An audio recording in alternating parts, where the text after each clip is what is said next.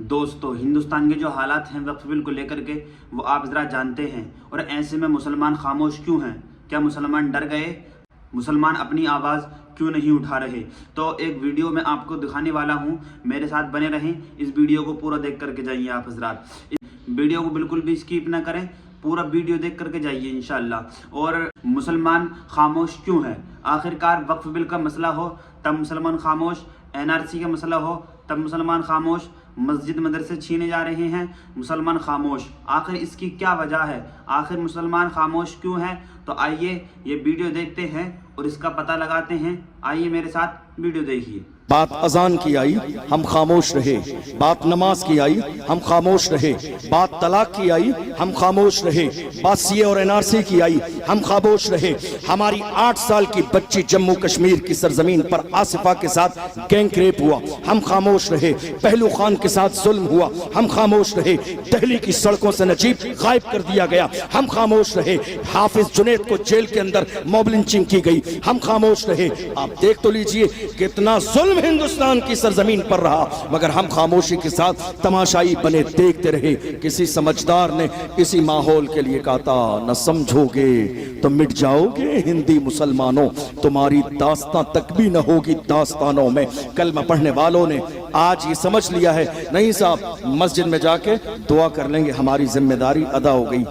बड़े बड़े बोलने वाले, वक्फ बिल का मसला आपके सामने आया, गूंगे बहरे बने हुए हैं, एक जुमला भी उनकी जबान पर नहीं है। जानते हो, किसी से कह दीजिए क्या बात है, वक्फ बिल पर बोल नहीं रहे, एक जुमला भी आपकी जबान से नहीं आया।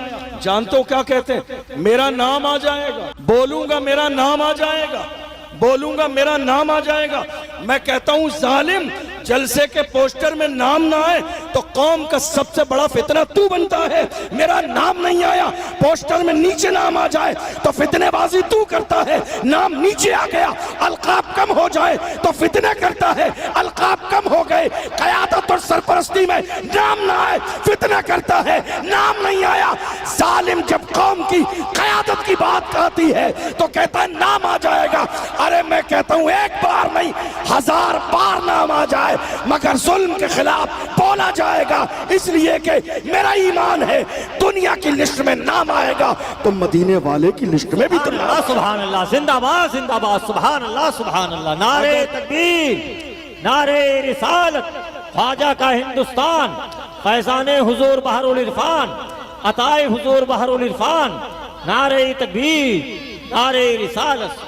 सिर्फ दुनिया की लिस्ट में नाम नहीं आएगा, सिर्फ दुनिया की लिस्ट में नाम नहीं आएगा।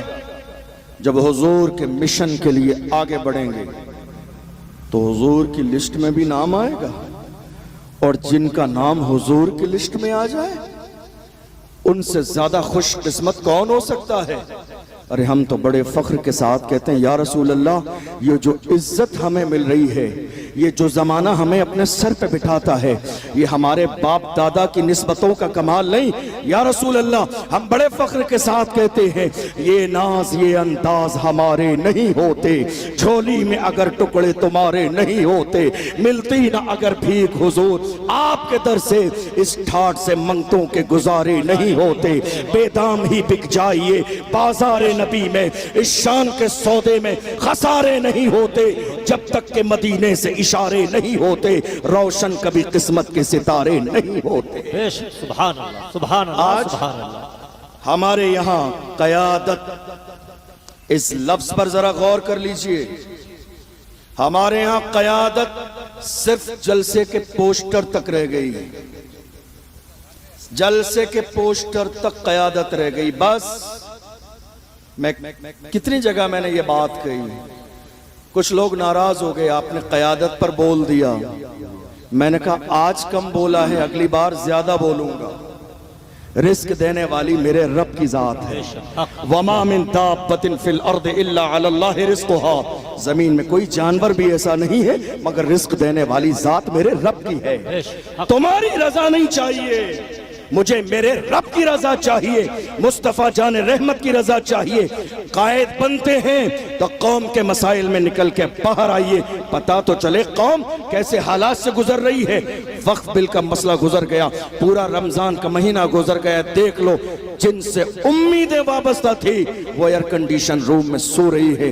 गरीब मुसलमान परेशान है, रोडों पे हैं, सड़कों पे हैं, मारे जा रहे हैं, जेल में बंद किए जा रहे हैं, मगर पोस्टर की क़यादत करने वाले आज उम्मत की जमीन पर क़यादत करने के लिए तैयार नहीं है। कौन है हमारे मसाइल हल करने वाला? कौन है हमारी फरियाद सुनने वाला? कौन है सियासी तौर पर हमें सपोर्ट करने वाला? नहीं। आज जरूरत इस बात की है, आपको फैसला करना पड़ेगा। हालात बदल रहे हैं, आपकी सोच कब बदलेगी? आपकी जहनियत कब बदलेगी?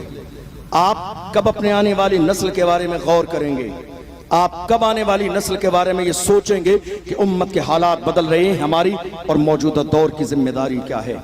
आप देख लीजिए, इस मुल्क के अंदर टारगेट सिर्फ इस्लाम और मुसलमान।